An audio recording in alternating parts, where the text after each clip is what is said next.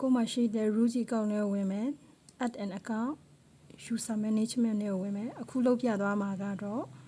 user group လုပ်ပြီပေါ့နော်အခု user group ကို click လိုက်မယ်အဲ့မှာကိုယ့်စီမှာဒါတွေရှိထားပြီးသားဆိုအသစ်တစ်ခုလုပ်ပြမယ် add ဒီမှာကိုနာမည်ပေးလိုက်မယ်တနိုင်2နိုင်3နိုင်4နိုင်5နိုင်6နိုင်ကိုလှုပ်ချင်တဲ့ဟာကိုလုပ်လို့ရတယ်အခုဒီမှာမရှိသေးတာပါလဲဆိုတော့60မိနစ်မရှိသေးဘူးအဲ့ဒါဆို60မိနစ်ကိုအစမ်းလုပ်ကြည့်မယ်60 MINUTES 60မိနစ်လုံးမယ်ဈေးရဘယ်လောက်လဲတနာရီကို1000 2နာရီကျတော့2000အခု60မိနစ်ဆိုတနာရီခွဲ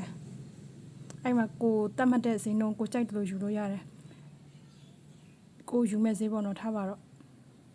တနာရီခွဲဆိုတော့1500တဘော price ဈေးကိုရိုက်မယ်1500 current device ကိုထားချင်လို့ထားလို့ရတယ်အတိုင်းမဲ့ကျမတော့1ထားလိုက်မယ်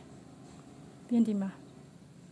maximum upload rate နဲ့ maximum download rate တွေပြထားတယ်ဒါလည်းကိုထားချင်တာထားလို့ရတယ်ဒါလေး click လိုက်ပြင်ဒီမှာအများကြီးရွေးလို့ရတယ်ကိုအဆင်ပြေမဲ့ဟာကိုရွေးမယ်ဒီမှာလည်းကိုအဆင်ပြေမဲ့ဟာကိုရွေးမယ်ကိုထားချင်တဲ့ဟာကိုထားမယ်အခုဒါနမူနာလုပ်ပြသွားမှာဆိုတော့ file ကိုရွေးလိုက်မယ်ဒီမှာ file ကိုရွေးလိုက်မယ်ပြီးရင်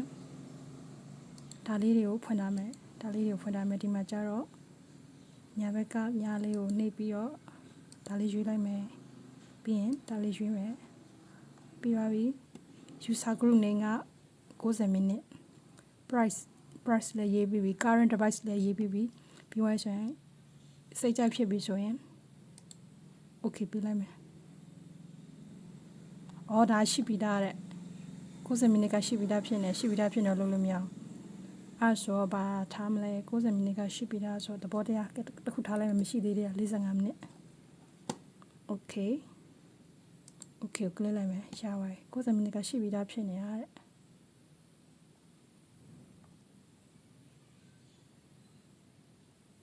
မတွေ့ပါဘူးဒီမှာအော်ဟုတ်တယ်ဒီမှာရှိပြီးသားဖြစ်နေဒီလိုတွေကိုလုတ်ပြီးတဲ့ဟာတွေကိုပြန်ပြီးတော့ edit လုပ်ချင်တယ်ဆိုရင်လွယ်လေးပဲဒီမှာဒီကောင်လေးနှိပ်လိုက်ရင် edit ပဲဘာဖြစ်ကိုပြောင်းချင်တာရှိရင်ပြောင်းလို့ရတယ်ပြောင်းချင်တာတွေပြောင်းလို့ရတယ်အဲ့ဒီအတွက်သဘောတရားဒီမှာနေဒါတွေပြန်မှအားလုံးကိုပြောင်းပြီးဆိုရင် okay အခုဒါလေးကိုပြောင်းပြမယ်ဒါလေးကိုနှစ်ထားမယ်ပြောင်းပြီးဆိုရင် okay ဟုတ်ပြီ user group လေးကိုထုတ်တတ်ကြမယ်လို့မျှော်လင့်ပါတယ်ရှင့်